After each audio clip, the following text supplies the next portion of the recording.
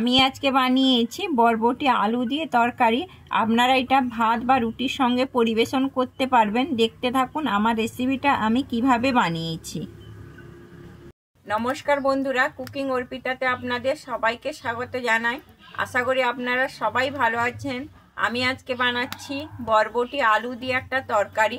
আমার যদি এই রেসিপিটা আপনাদের ভালো লেগে থাকে তাহলে আমার চ্যানেলে একটা সাবস্ক্রাইব করে দেওয়ার অনুরোধ রইল। আর আমি যেইভাবে বানাই সেইভাবেই বানিয়ে আপনাদেরকে দেখাচ্ছি। এই যে আমি বরবটি নিয়েছি আর নিয়েছি একটা আলু। আমি বরবটিটাকে কেটে নিচ্ছি।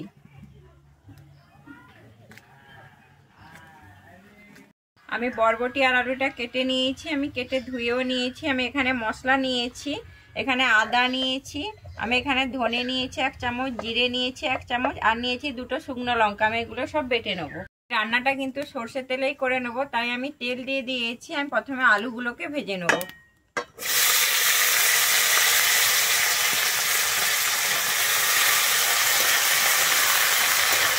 আমি আলুটাকে কিন্তু লাল করে ভেজে নেবো।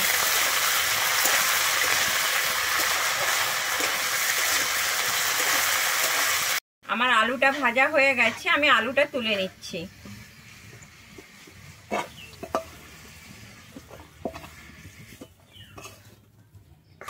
আমি এই তেলের মধ্যেই বরবটিগুলোকে ভেজে নেব।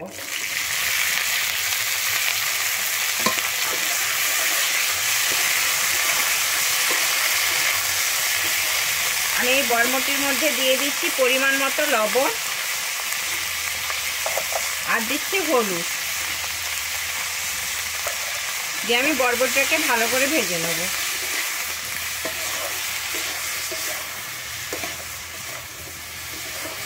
আমার বরবটিটা ভাজা হয়ে গেছে, আমি বরবটিটাকে নামিয়ে নিচ্ছি। কড়াইতে আবারও তেল দিয়ে দিয়েছি। আমি রান্নাটা সর্ষের তেলে করব। আমার তেলটা গরম হয়ে গিয়েছে, আমি এবারে দিয়ে দিচ্ছি 5 ফোড়ন। আমি এখানে 1 চামচ 5 ফোড়ন নিয়েছি।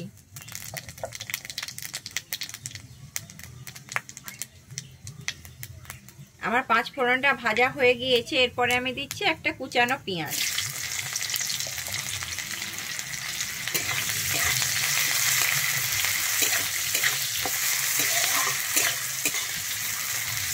আমি এরপরে দিচ্ছি এখানে 3টা চেরা কাঁচা লঙ্কা। আমি পেঁয়াজ কাঁচা লঙ্কাটা কিন্তু একটু ভালো করে ভেজে নেব।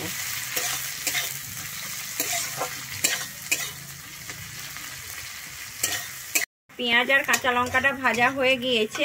এরপরে আমি দিচ্ছি একটা কুচানো টমেটো। আমি টমেটোটা দিয়ে কিন্তু ভেজে নেব।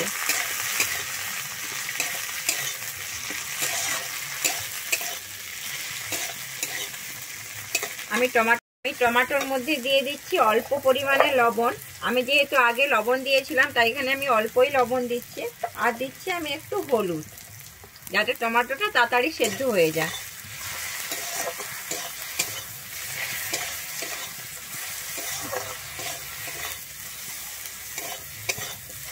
টমেটোটা কিন্তু ভাজা হয়ে গিয়েছে।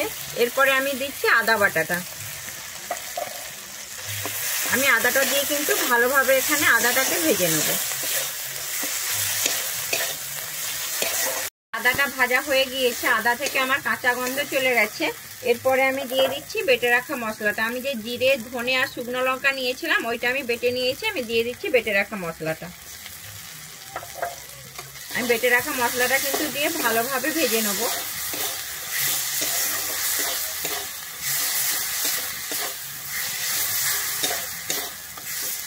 আমার মশলাটা কিন্তু খুব ভালোভাবে ভাজা হয়ে গেছে।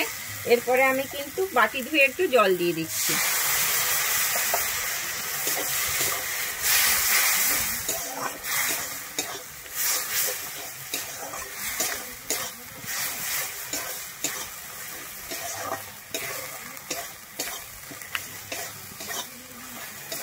জলটা দিয়েছিলাম, আমার জলটা কিন্তু শুকিয়ে গেছে আর মশলা থেকে তেল ছেড়ে দিয়েছে। আমি এরপরে দিয়ে দিচ্ছি ভেজে রাখা বরবটিটা। বরবটিটা দিয়ে কিন্তু মশলার সঙ্গে একটু ভালোভাবে কষিয়ে নিচ্ছি।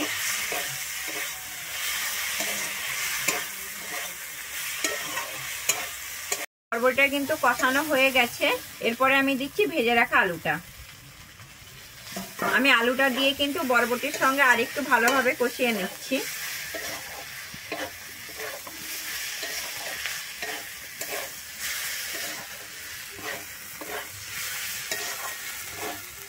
আমার সবটাই ভালোভাবে কষানো হয়ে গেছে। এরপরে আমি এখানে জল দিয়ে দিচ্ছি।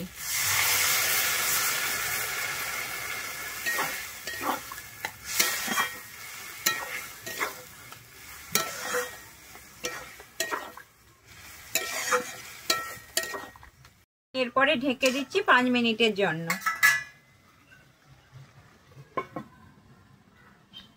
5 মিনিট হয়ে গেছে, আমি ঢাকনাটা খুলে দেখে নিচ্ছি।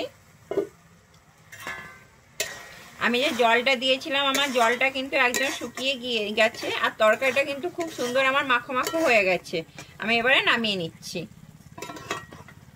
রেডি হয়ে গেছে বরবটি আলুর তরকারি। আমার যদি এই রেসিপিটা আপনাদের ভালো লেগে থাকে তাহলে আমার চ্যানেলে লাইক, শেয়ার, কমেন্ট ও সাবস্ক্রাইব করে দেওয়ার অনুরোধ রইল।